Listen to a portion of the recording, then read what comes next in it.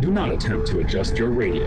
There is nothing wrong. We have taken control as to bring you this special show. We will return it to you as soon as you are philosophical. Today's episode, The Space Race, Afrofuturism. Our world made contact with the beyond on April 16, 1976 in Nashville, the opening date of the Earth Tour of Parliament-Funkadelic. A breathless audience watched as the mothership descended from on high, lights flashing to the sound of a refrain drawn from a famous spiritual. Swing down, sweet chariot, stop and let me ride. Amidst a cloud of billowing smoke, the door opened to reveal the grooviest of space invaders, Dr. Funkenstein. Swift-lippin', ego-trippin', and body-snatchin', the Doctor had brought his clones to preach a new gospel, the gospel of funk. P-funk, uncut funk, the bomb. Minds, along with the special effects budget, were blown. Dr. Funkenstein, also known as Starchild, and in his earthly form, George Clinton, had already declared on the 1975 Parliament album Mothership Connection, "We have returned to claim the pyramids." The P-funk mythology was futuristic, inspired by science fiction, yet it also looked back to the African past, via spirituals all the way to ancient Egypt. If the radio of your mind was tuned to the right signal, you'd get the message. What might seem to be a harmless and humorous fantasy about funkonauts capable of funkatizing galaxies was in fact an exuberant expression of Africana thought, and one highly relevant to the themes we have been exploring in this podcast. To see this, we need to do a bit of traveling, in time rather than space. We must transport ourselves back to the 1950s, when an earlier musician was already exploring some of the same themes as Parliament-Funkadelic. When asked about him, George Clinton once said, "This boy was definitely out to lunch, same place I eat." In fact, this man was, by his own account, quite literally out of this world. Biographers tell us that his visitation to planet Earth began in 1914 in Birmingham, Alabama.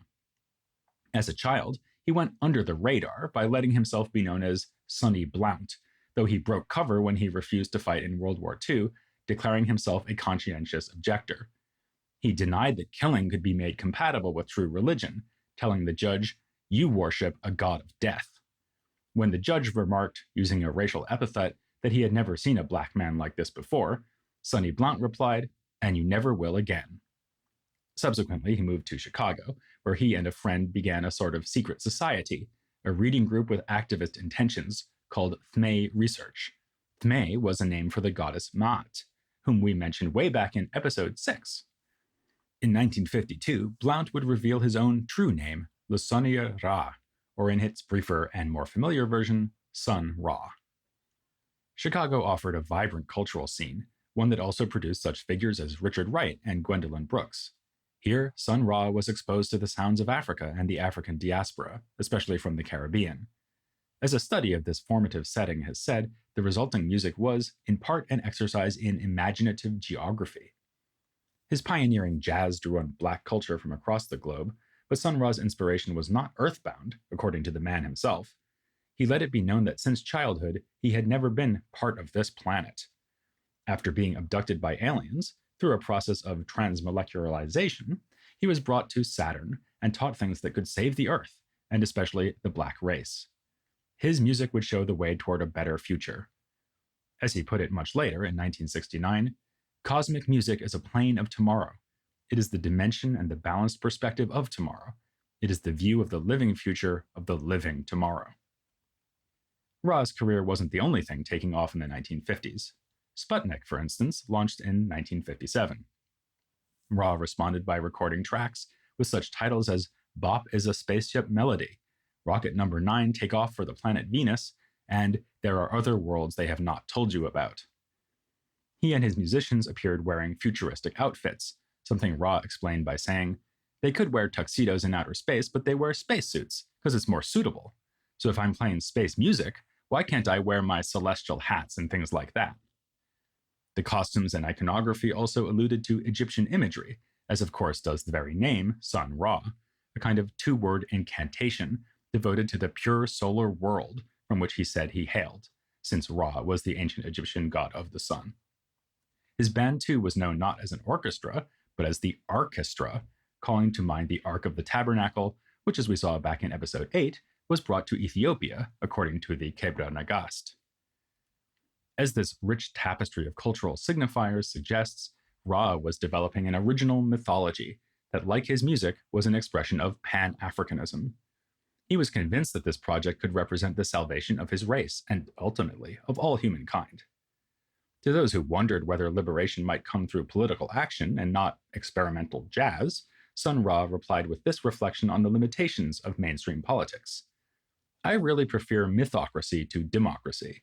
Before history, anything before history is myth. That's where Black people are. Reality equals death because everything which is real has a beginning and an end. Myth speaks of the impossible, of immortality, and since everything that's possible has been tried, we need to try the impossible. Ra's belief in the power of art anticipated the Black arts movement, which made similarly large claims for the liberatory potential of poetry. In fact, Ra was himself a poet, and Amiri Baraka and Larry Neal included 8 of his poems in the key Black arts anthology Black Fire, published in 1968. One poem of his, Music of the Spheres, which is not in the anthology, reads in part, "This music is of the outer spheres, of the kingdom of naught, the void, for it is of the unsaid words concerning the things that always are to be." These lines bring us to a distinctive feature of Ra's philosophy, which helps to explain his use of science-fictional tropes. Faced with this world and its oppression, he pointed to another world, thus putting the alien in alienation. Ra's thought was not mere escapism, but it was about escape. He offered a space-age updating of the idea of emigration that was so deeply rooted in Africana thought, promoted by Marcus Garvey, but before him by Martin Delany, and before him John Russwurm, and so on. This is why Ra's poetry, promotional materials, and off-the-cuff remarks were so often about negating the world as we find it, the kingdom of naught, which, although it is not, yet is, the valorization of myth over reality, of past and future over present, and a yearning for space, a void which is, of course, black. A remarkable distillation of Ra's music and philosophy is the 1974 film Space is the Place, which you can watch on YouTube, if you dare. It's difficult to recommend the movie wholeheartedly, not so much because of the dated special effects, which are rather fun, but because of some truly terrible acting and an ill-conceived lurch into softcore sex comedy. But it is full of Ra's incredible music and contains some scenes that powerfully convey his message. At the beginning, Ra is shown wandering through a psychedelic garden on another planet. Alluding almost explicitly to the history of emigrationist thought, he muses that he would like to set up a colony for Black people here, a planet of their own, without any white people. As the movie proceeds, Ra battles against a pimp called the Overseer to influence Black people, like the youths he encounters at a pool hall decorated with posters of the heroes of the Black Power movement. This includes a number of figures we have discussed in previous episodes, such as H. Rap Brown, Huey P. Newton, and Eldridge Cleaver, as well as some figures we will get to soon enough, like Angela Davis. When Sun Ra appears, one kid even looks up from his copy of Amiri Baraka's 1968 collection of essays, Black Music. Naturally, the kids react incredulously to his outfit, which has been well described as blending a spacesuit with the royal garb of the pharaoh. When they ask whether he's for real, he replies, "I'm not real, I'm just like you. You don't exist in this society. If you did, your people wouldn't be seeking equal rights. You're not real. If you were, you'd have some status among the nations of the world. So we're both myths. I do not come to you as a reality, I come to you as the myth, because that's what Black people are, myths." There's a commonly used name for this sort of thing, but it wasn't coined until 1994, just after Ra's departure from this earthly realm: Afrofuturism. The term first appeared in a publication by white cultural critic Mark Derry, which bears the clever title Black to the Future. In it, an essay by Derry introduces 3 interviews he conducted with Black science fiction novelist Samuel R. Delany, that's Delany without an E, just like Martin Delany, and the Black cultural critics Greg Tate and Tricia Rose. As Derry points out in his essay, Afrofuturism is not only a musical phenomenon.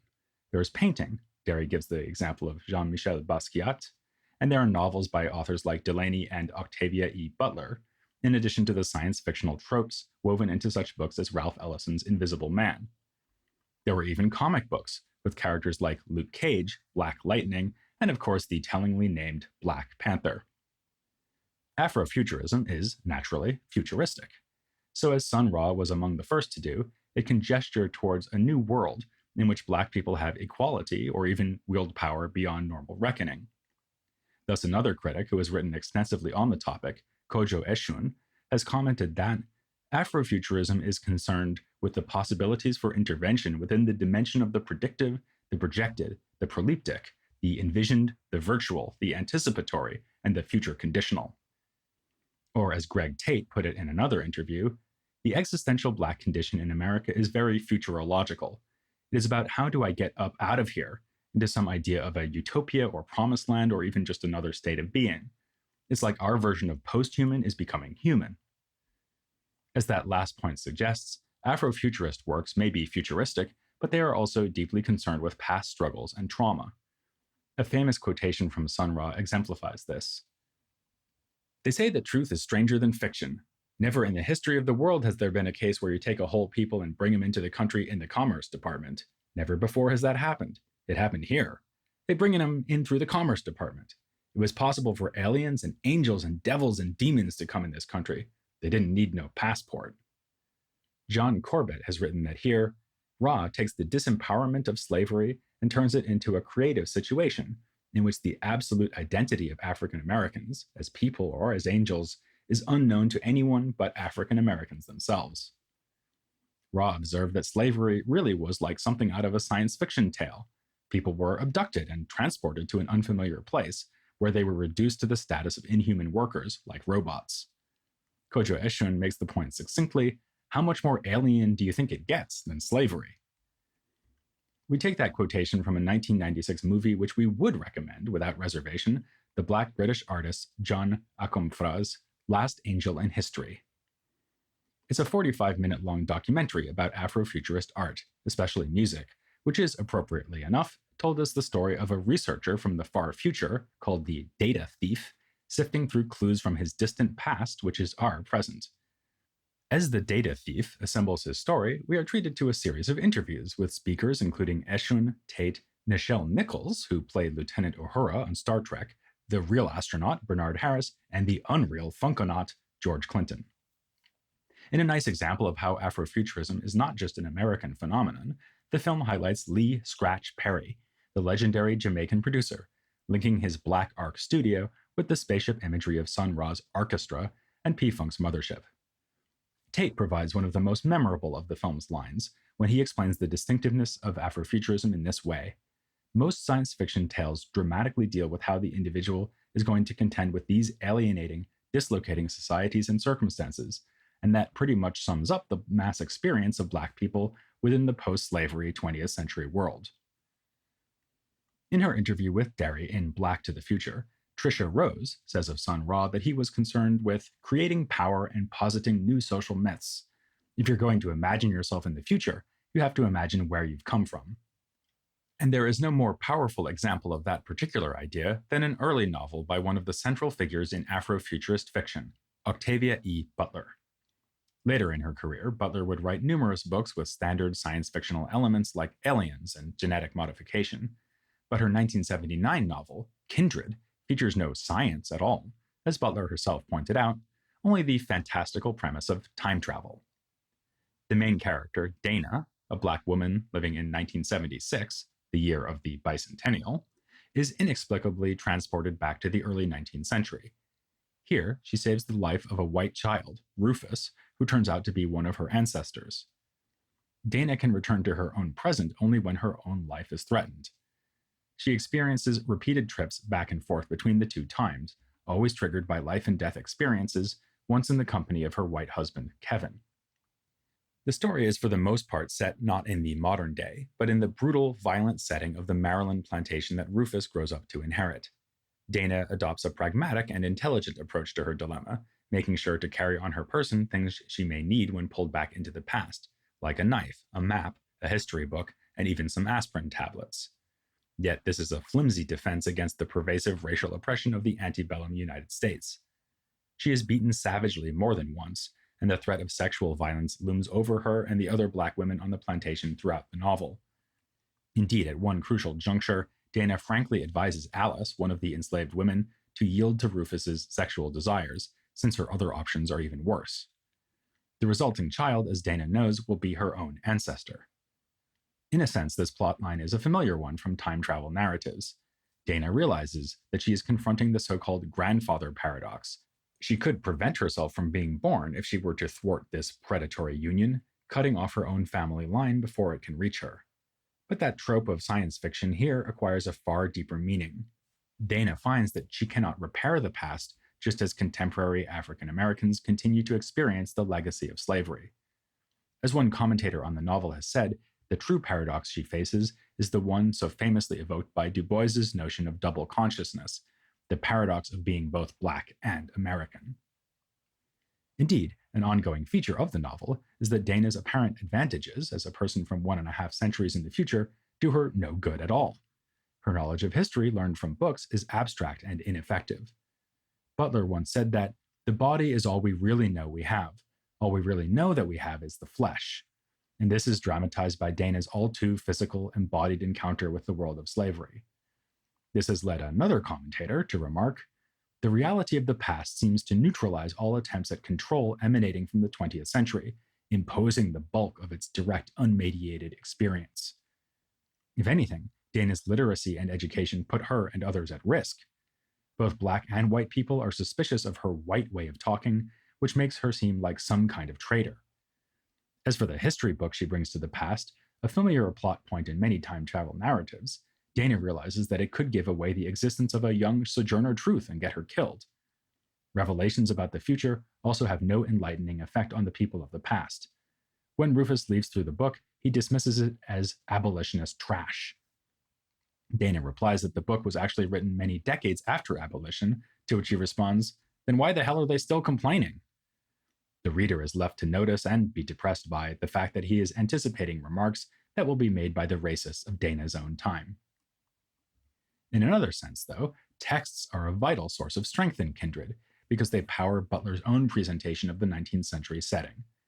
The verisimilitude of the novel is achieved thanks to Butler's study of slave narratives, like the autobiographical works of Frederick Douglass. In fact, the location, in Maryland, alludes to Douglass's place of enslavement. Something the novel has in common with Douglass's later tellings of his own story is its nuanced treatment of the complex emotional relationship between slave masters and slaves. Dana feels that she should hate Rufus, even want to kill him, yet for all her exasperation with him, with his inability to rise above the monstrousness of his historical moment, she comes to think of him as being like a younger brother. Equally subtle is Butler's handling of Dana's husband, Kevin. He seems to stand for the modern white liberal, sympathetic to the plight of Black people but unable to relate to that plight. Kevin is appalled by the brutality of slavery, and when trapped in the past for several years without Dana, helps to liberate slaves via the Underground Railroad. Yet he remarks at one point that the early 19th century could be a great time to live in, and when he and Dana see Black children play acting a sale at a slave auction, he tells her she is reading too much into it. "You're reading too little into it," she responds. Tellingly, he recommends, after her first experience of being pulled into history, that whether it was real or not, she should just let go of it. If this novel is about anything, it's about the impossibility of doing just that. Without giving away the novel's shock ending, it metaphorically conveys Butler's reflection on the novel. "I couldn't let her come back whole. Antebellum slavery didn't leave people quite whole." A related theme that runs throughout the novel is gender, making it very surprising to learn that Butler originally planned for her time traveler to be a man. She claimed to have changed her mind only for plot reasons. A Black man in this situation would have been murdered almost immediately, she reasoned, whereas a woman might be killed, but it's more likely that she would have been kept alive for work and breeding. Sexism would actually work in favor of keeping her alive. Like the women authors of the Black arts movement, Butler resisted simplistic ideals of women as mothers and supportive partners to revolutionary men. Instead, Dana has complicated and fractious relationships with the Black women on the plantation, especially Alice. It is mentioned twice that Dana and Alice are like two halves of the same woman, which is sometimes read as a fictionalized version of double consciousness. The novel Kindred is then another reflection on themes we have followed throughout the history of Africana philosophy. It is also a kind of mirror image for more straightforward Afrofuturism, in that the novel connects the contemporary world to history instead of looking to worlds that are yet to come. In the words of yet another commentator on the book, there really are a lot of them, Butler narrows the divide between the past and the present and so bears the inadequacies of America's origin stories that depend on a progressive chronology as well as some strategic forgetting. If there's a philosophical difference between Butler, at least in this novel, and most other cases of Afrofuturism, it lies in her dystopian instincts, which contrast sharply to the visionary utopianism of a figure like Sun Ra. She once said that we don't really learn from history, we do tend to reproduce our errors. There are cycles in history. If this is true, then the future will not be as transformative as Ra promised. But then again, the way that people think about the future does help to shape the future as it comes. And Afrofuturism has shaped the way that people, both black and white, think about the future. And, for that matter, the present. The recent Marvel movies based on the Black Panther comics, directed and co-written by Ryan Coogler, are only the most high-profile example of how that Afrofuturism has worked its way into popular culture since the 1960s and 70s. At that time, mainstream science fiction could have been accused of trivializing race issues. The first Star Wars movie had no black characters at all, and in more utopian worlds, like the one in Star Trek, race prejudice seems to have disappeared, as if by magic. This sort of science fiction might still address racism, but obliquely and abstractly, by letting robots or space aliens stand in for black people, rather than coming to grips with the realities of black life past and present. Which is certainly not an accusation that could be thrown at Sun Ra, George Clinton, Octavia Butler, or any number of other pioneering Afrofuturists. They may have been, in the words of P-Funk, light years in time ahead of our time, but they were also shedding light on the here and now. With this episode, we've launched something of our own, a kind of mini-series built around the contributions of musicians to Africana philosophy. In the episodes to come, we'll be using Bob Marley and Fela Kuti to introduce you to the philosophical aspects of Rastafari and post-colonial thought in Fela's country of Nigeria and beyond. So, kick back, dig, while we do it to you in your eardrums. The desired effect is what you get when you improve your knowledge of the history of Africana philosophy.